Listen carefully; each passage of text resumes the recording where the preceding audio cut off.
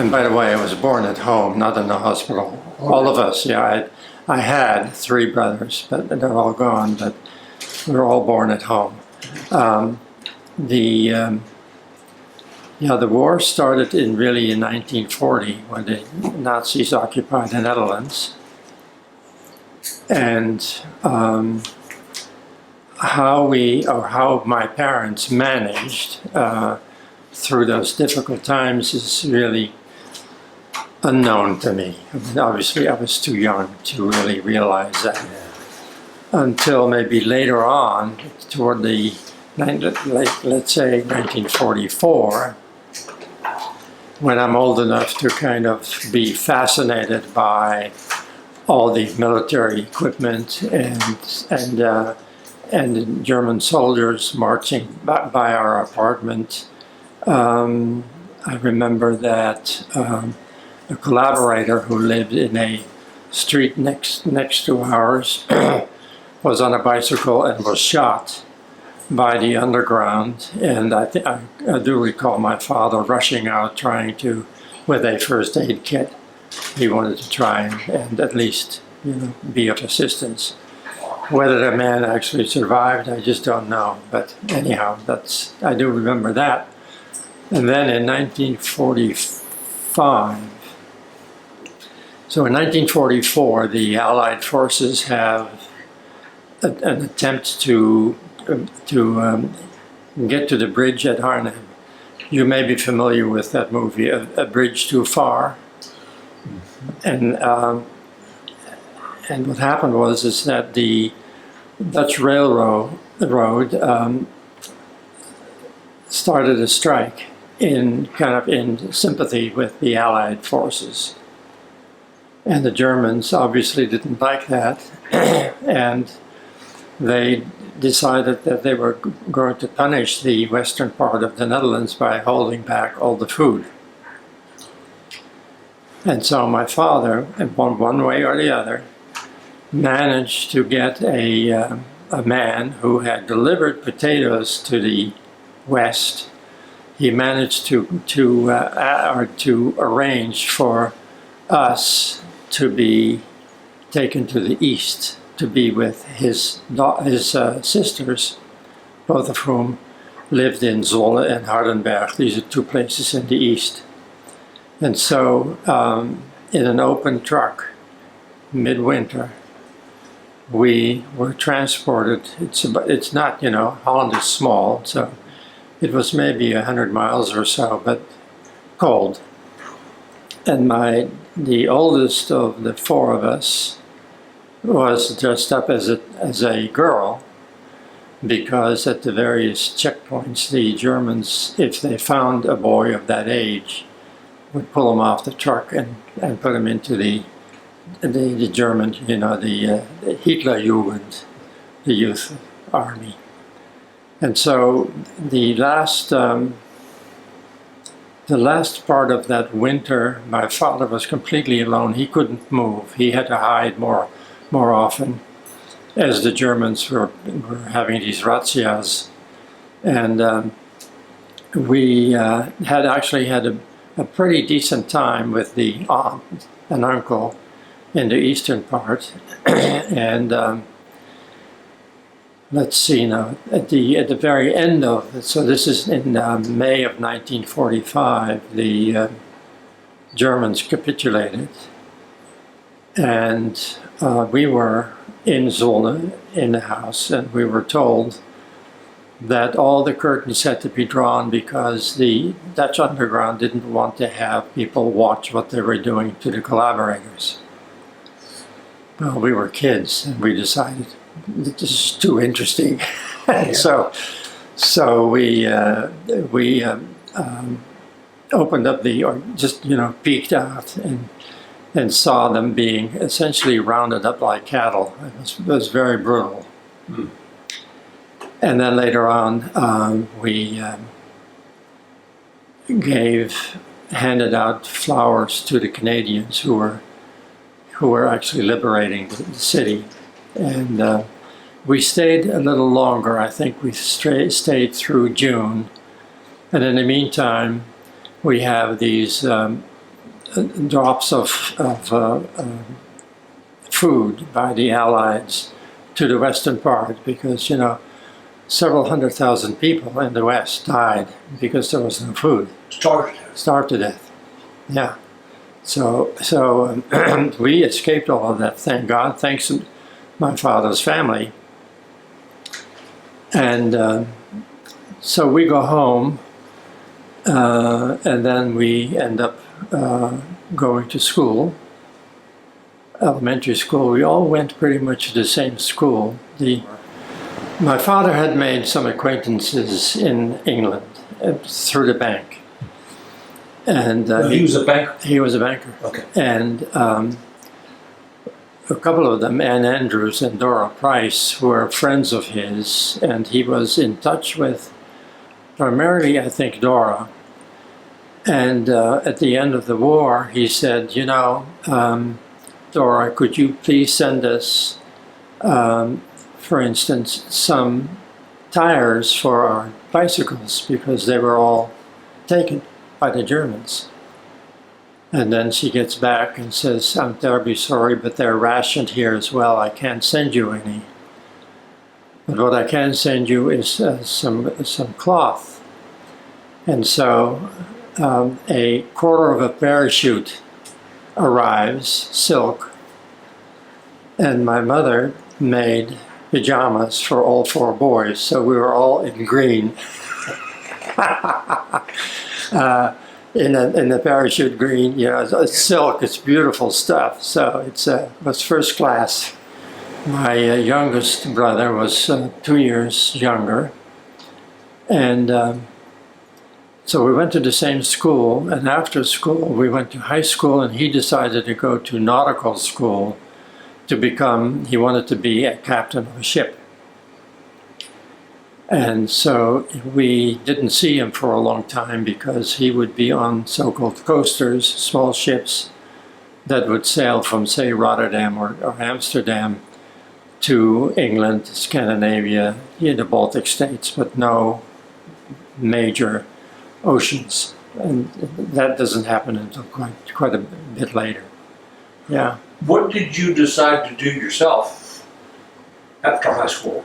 After high school, during high school, I had become a member of a group of people who took it upon themselves to guide visitors to the country, because we felt that the people in Holland were, or the government was saying, you know, why don't you come to Holland and visit? And then they'd come to visit, and then no one was there to look after them. So in that kind of sequence, I became a member and took around a lot of, particularly Americans, because they were all stationed in Germany. You spoke English? Yes, because in elementary school, we were taught English, German, French, and of course Dutch. Yeah.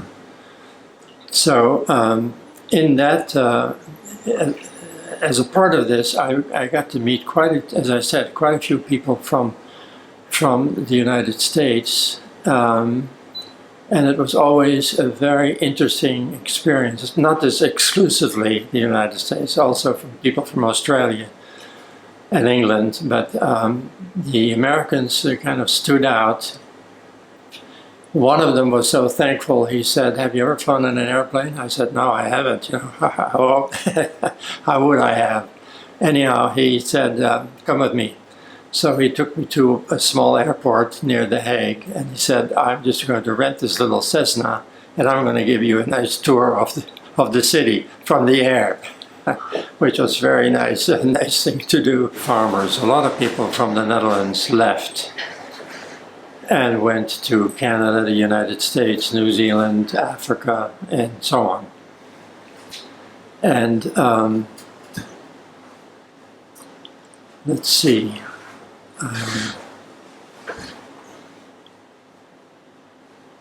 Yeah, so the government had a program, and it said that if you want to go to another country, then we will actually pay for your trip. So they essentially paid me to leave with the idea that you had to stay away for 2 years, because psychologically they had figured out that after 2 years, people don't come back.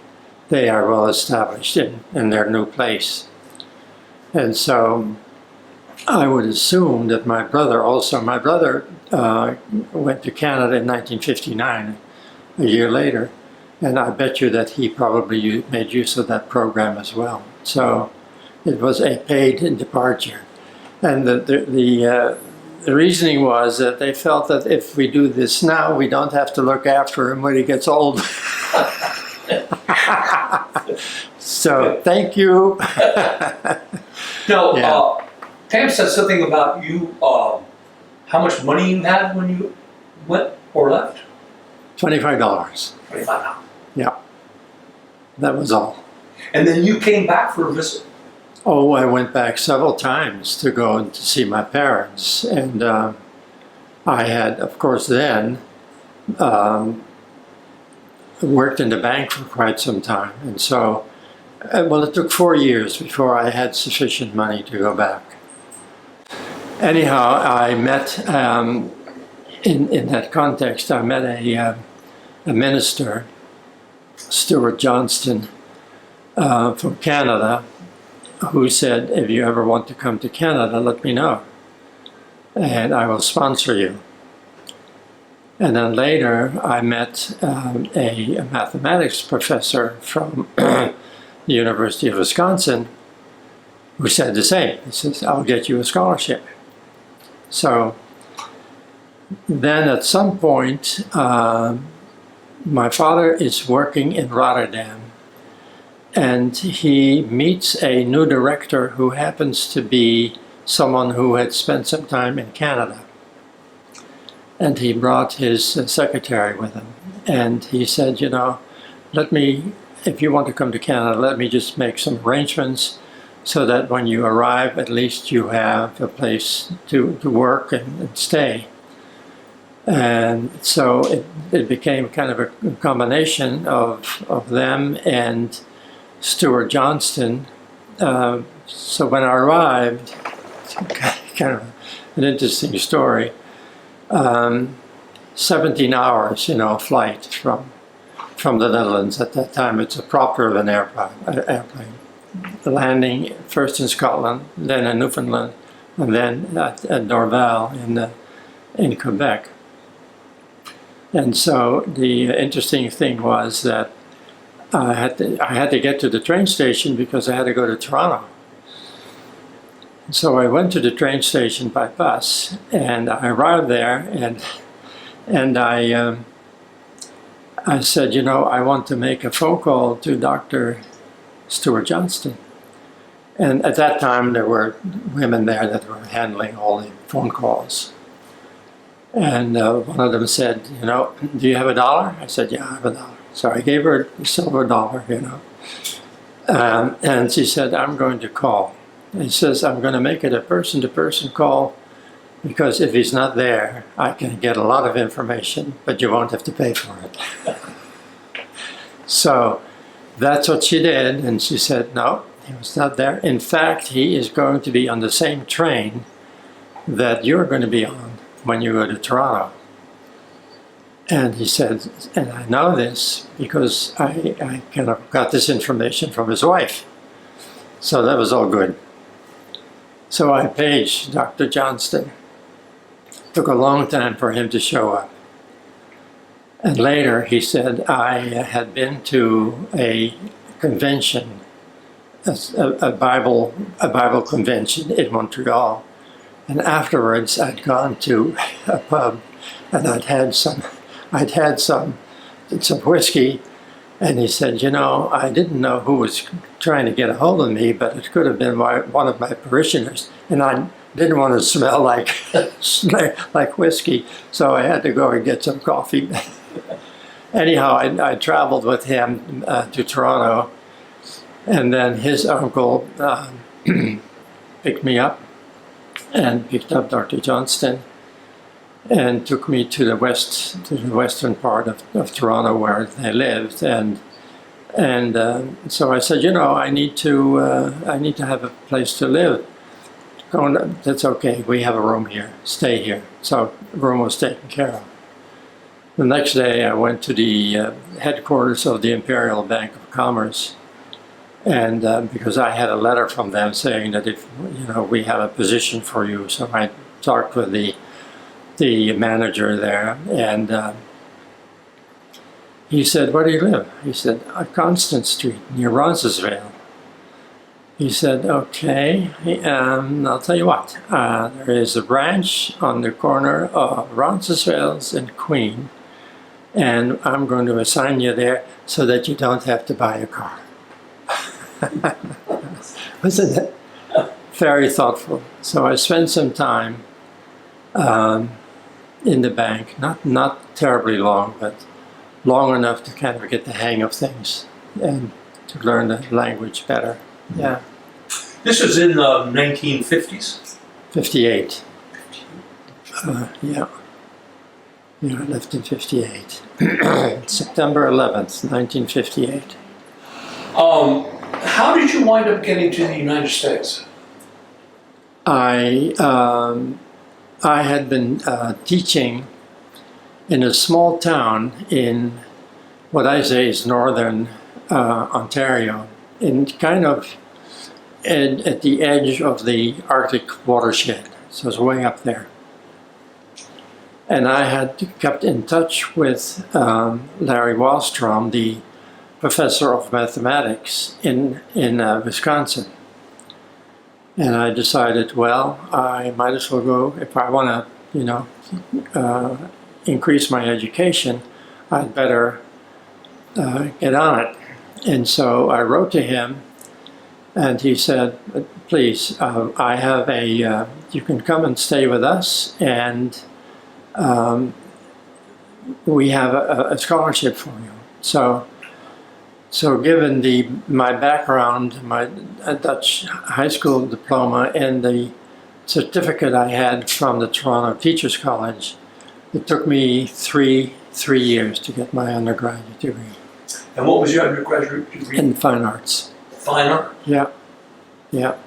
It was fine arts and the kind of a secondary in German. I took a lot of German while I was there.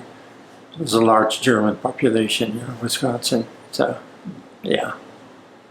So you're an artist? I suppose I could call me an artist, yes. Yeah. Of course, I became interested very much in architecture in the end, because after having gone to Chapel Hill for 2 years, I got my master's degree in city and regional planning, and I was hired almost immediately out of school to go teach in the School of Architecture at WashU in St. Louis. Okay, but you went to the University of North Carolina? Yeah, Chapel Hill. Okay, so between Wisconsin and UNC, how did you make that connection? I applied. I just applied from.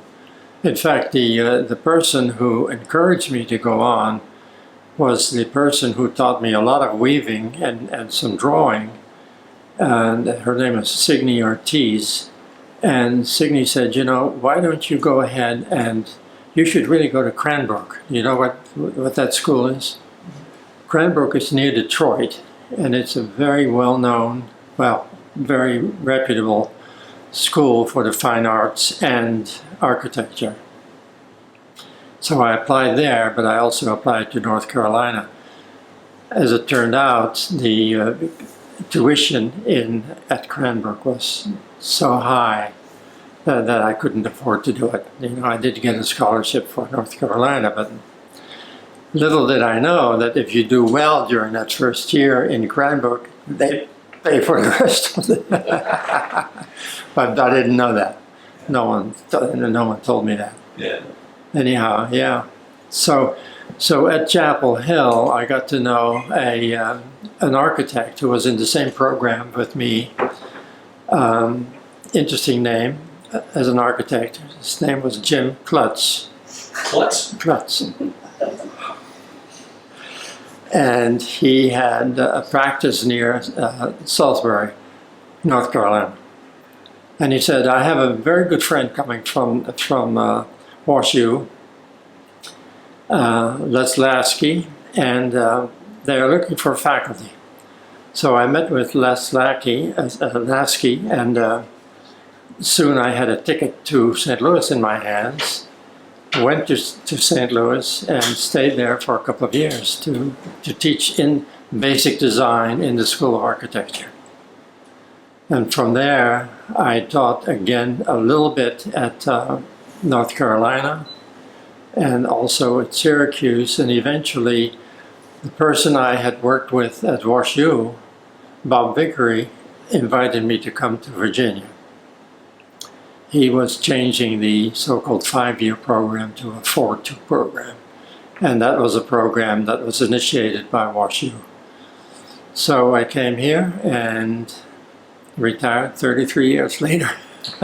Okay, leading up to the position at Virginia, what did you do for fun?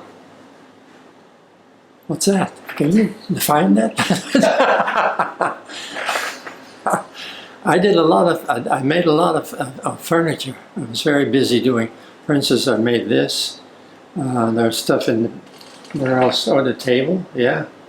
I did a lot of furniture making. And that started really at WashU because they did have a wood shop. North Carolina did not, but WashU did. And then, of course, at Virginia, absolutely wonderful. I mean, a great wood shop. People were still building models, nothing, no computers, no nothing, everything done by hand. And so I got into that. This is more or less, it's a design really by Gerrit Rietveld, who is a Dutch designer who is mostly known for his red-blue chair.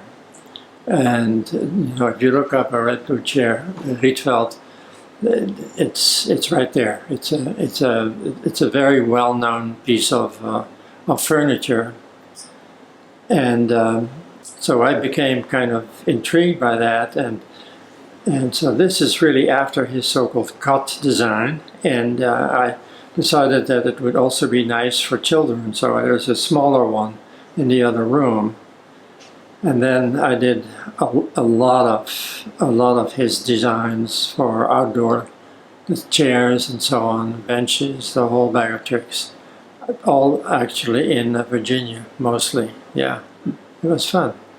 And then in the summers, Virginia had and still has a very strong program in the Veneto, in northern Italy, in Vicenza, and also in Venice. And so at the time that I joined the faculty, it was also joined by Mario di Valmarana, who became a very wonderful friend. And he had been working as an architect in New York, and had worked on he lived in Washington, had worked on the Watergate building in Washington.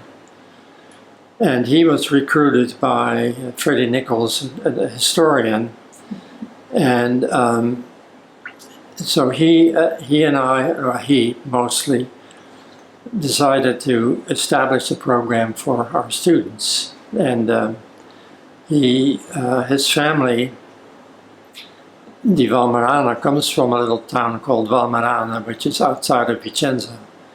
And there they are the owners of the Villa Rotonda, which is probably the most famous of the villas by Palladio.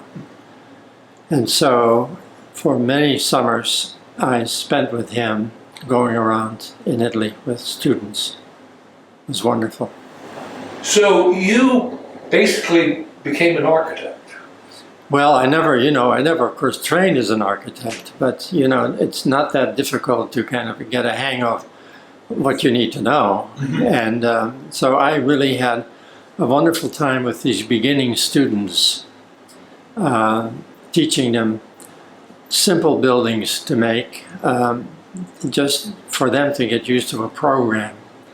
You know, if it's going to be a railroad station, what do you need to know in order to do that?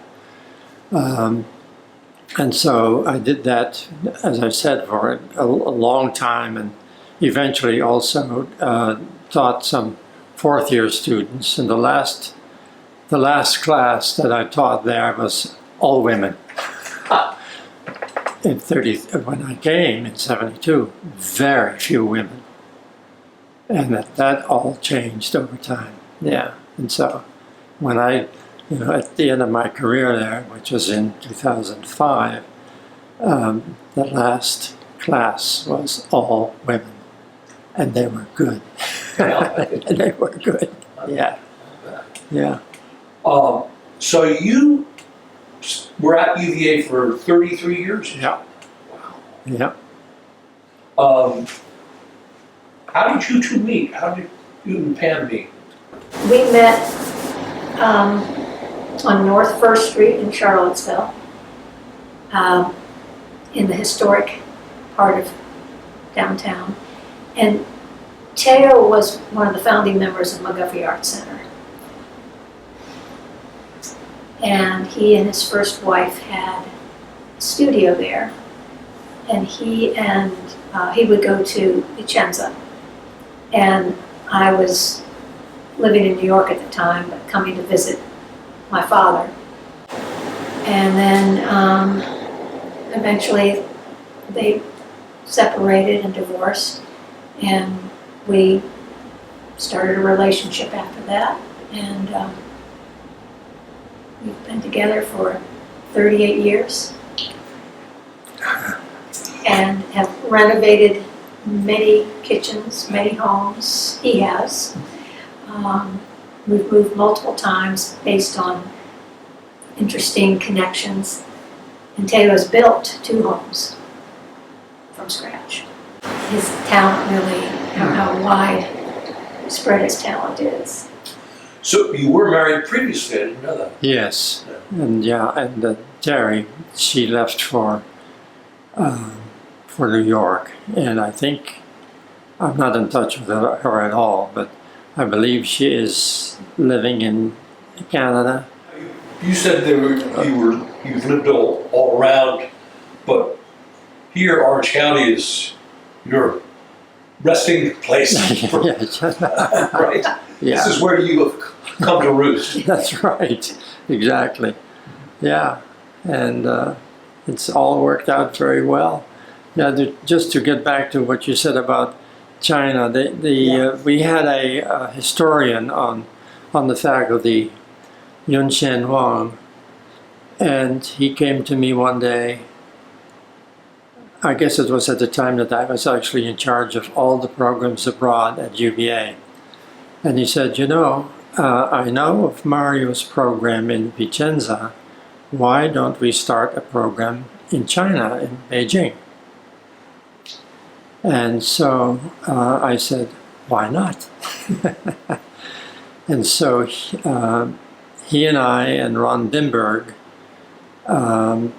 went to China in the wintertime, figuring out that if we're going to do this, we're going to have accommodation for students, and what do we do about transportation, and et cetera, et cetera. And that all pretty much worked out. We ended up at a so-called farmers hotel called the G-Men.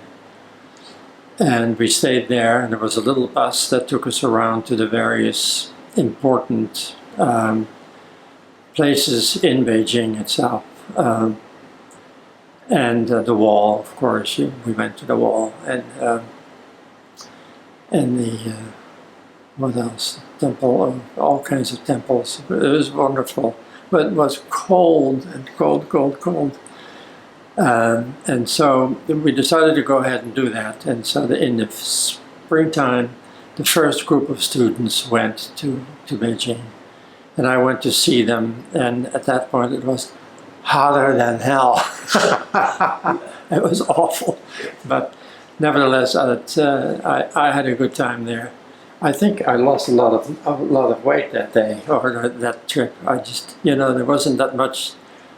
Well, I don't know. It was difficult for me to get around to have good meals, although they were probably around. But Yun Sheng was usually with his family or with students, so he wasn't able to look after me. So it was the dosha ba in the morning, and then in the afternoon, God knows what else. But you could eat snakes. For instance, they had a terrarium in the hotel Snakes. with live snakes. And which snake are you want? They'd grab the snake and kill it, and then they'd fry or whatever they did with it. They'd eat it. Now, where is this all in relationship to the famous confrontation in Beijing? The young man standing in front of the tanks. Yeah, it's right there. And that there's a huge, as you have seen in the movies, that there's a huge area there with the palace of the people in the back. And we visited all of that. The good thing was that Yun Shen had come from a very well-to-do and also well-known family in Beijing. So he was able to organize a lot of that Forbidden City, for instance. He organized it so that the director of the Forbidden City would take us on a tour, separate tour. And so he had pretty much, he was kind of the Mario di Valmerana of China. He knew a lot of people and was able to engage them, to make our stay interesting. Yeah. So that was all afterwards, though. When I arrived in Beijing the first time, we landed at Beijing. And I looked out of the little window and I saw a traffic light and a lot of people with bicycles on the side. I thought, what is this? The plane passes and people cross the landing area. So there was nothing sophisticated about that airport. It was completely primitive in many ways. And then, of course, I arrived there, and I can oversee the whole works because I'm the tallest person there. And then I had to get to a hotel, and the streets were full of horse-drawn, donkey-drawn carts, people on bicycles, people walking. There's chaos. And today, of course, man, is it ever? Oh boy, it's incredible. Yeah. And an interesting kind of event took place in Guilin, which is in the south of China. Yun Shen, when Mao decided that people who were teaching should also be working. And so Yun Shen had been assigned to a company that was looking for oil and gas. And he had a lot of friends there. He said, Theo, let's just go to Guilin because I would love to show you Guilin. We can be on the Li River. And I would like you to meet some friends. So they organize a so-called hot pot, which is a pot in the middle of the table full of hot water. In the back, there are several women cutting up meat, veggies, and so on. And you would just drag it through the hot water, and then you eat it. And it was marvelous. I mean, it was just so interesting because I didn't, of course, understand a word. I did have an interpreter next to me, and he was good. He later on showed me some of the caves in that area, and and they were trying to feed me as much of their liquor, which is really strong liquor. Little did they know that I had had a lot of training in Italy. So we walked out of there, and it was just an interesting kind of interaction with these people. These are old friends getting together, remembering the days that they were forced to work, to look for. Okay, so this occurred in the 1970s, 1980s? This would have been The 80s. 80s, I think, in the 80s. Yeah. Mr. Wall was part of the Cultural Revolution. Yeah. So that was interesting, and the good thing is that the program is still there and it's still going strong, I think. So that's good, but it's of course a very different experience. With a connection still to UVA? Yes, and unfortunately, I think Mr. Wong has not been given sufficient credit for the fact that he really started that. He started it and then it stopped for a bit and then it was picked up again because we at UVA, there are some Chinese faculty members. They picked it up and decided, we'll do it. Yeah. Let's go. Yeah. So, yeah, that was an interesting experience. And then you all were married, you said 38 years ago. You have children?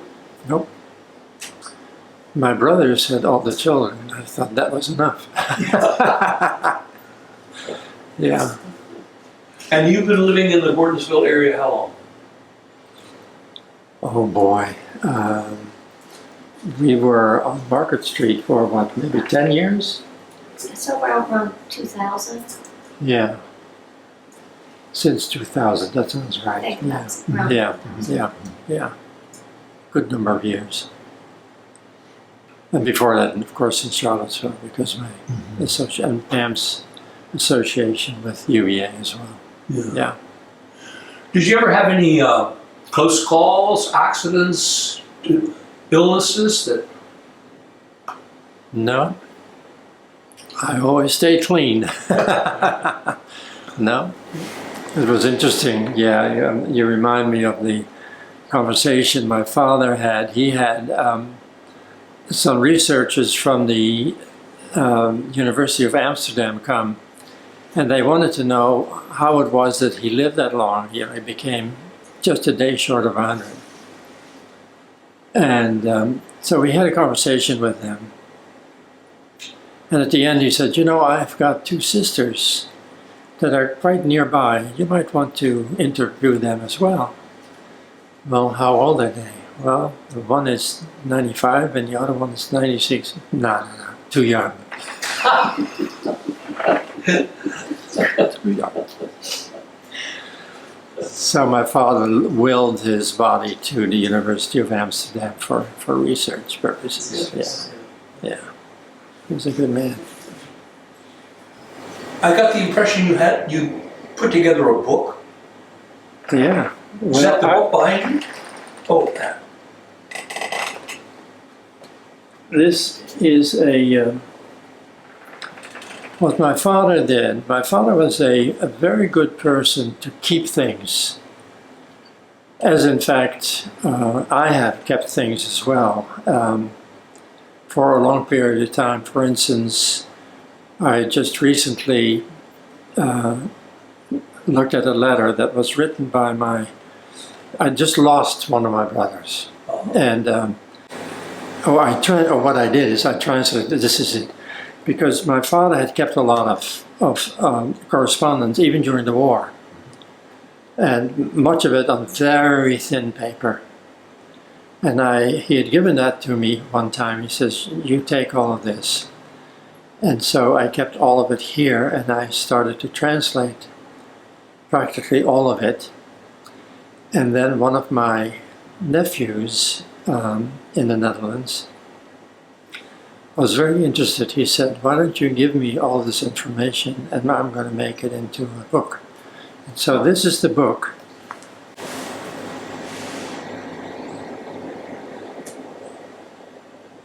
Oh, the hunger winter, you were talking to us about that Right. earlier. And so it is just full of, it's in English and in Dutch.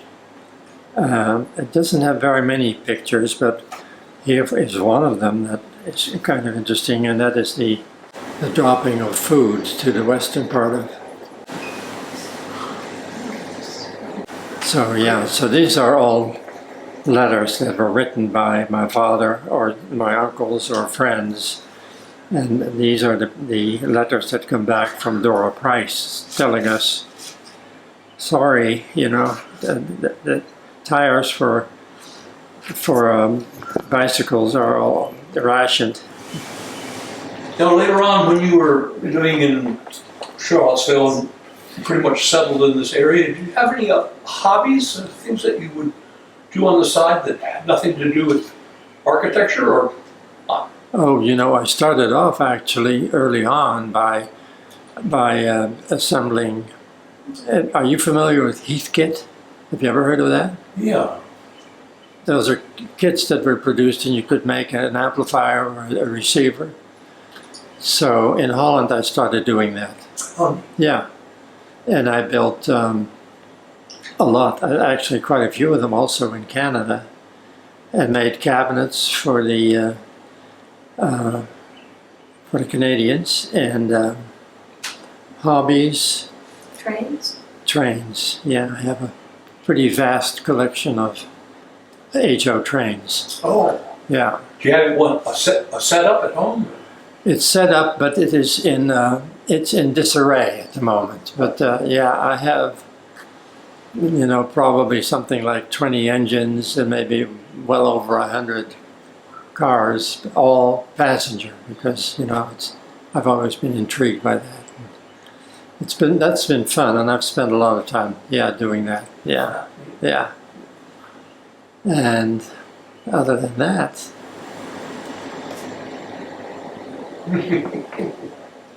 Well, I think everything you make a lot of toys for, you make oh toys yeah, for children. toys for children. Yeah. Beautiful boxes for other people, bird houses.